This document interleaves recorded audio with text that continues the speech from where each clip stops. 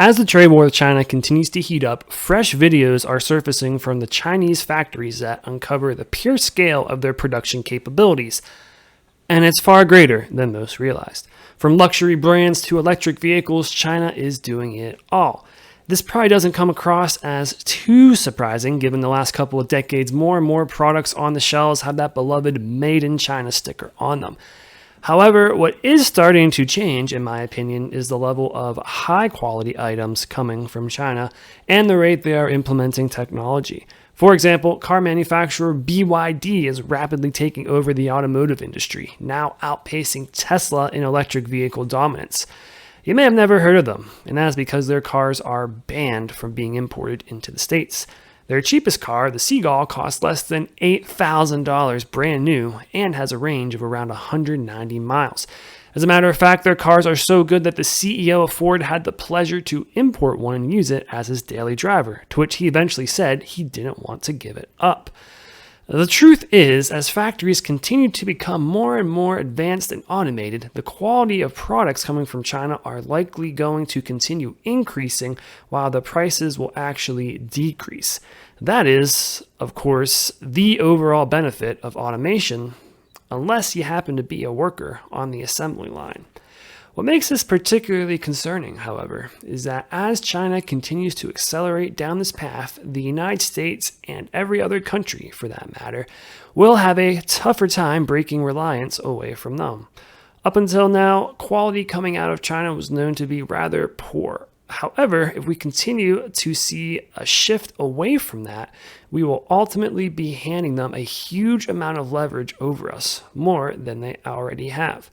It's one thing to buy American made when you know the quality will be better, but it's another thing to buy domestic when the quality is actually worse. And I believe we are essentially at that breaking point.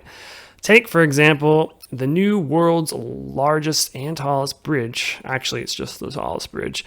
That is just finishing up in China.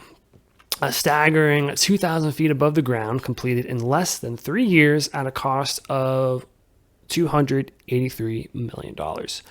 Compare that to the infamous suicide prevention netting that is still being installed on the San Francisco Bridge after 7 years. That project, for reference, is going to cost an estimated $422 million. Now, I'm no genius, but the more I look at both China and the US, the more I'm wondering if maybe the United States isn't in such a great position to wage a trade war against our biggest importer. I have an old friend who regularly tells me that America is becoming more and more like a third world nation, and at this point, I'm starting to believe him. At the end of the day, when you stop producing things, one has to question how long the music can last for. Believe me, I'm all for tariffs to try to fix our embarrassing trade deficit numbers.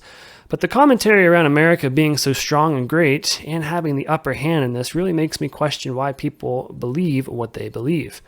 If we are so great, then why is our trade deficit north of $100 billion each month? Why is our suicide rate and deaths of despair at the highest level since the Great Depression?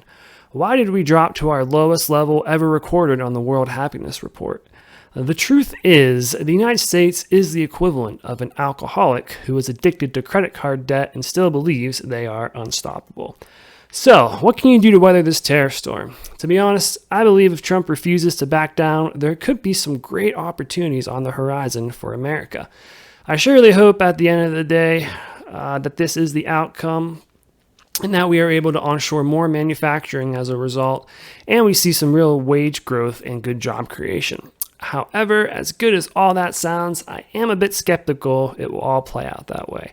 Once you start down the path of printing money to service loans, the snowball only gets bigger and bigger, meaning to stop it will be nothing short of a miracle.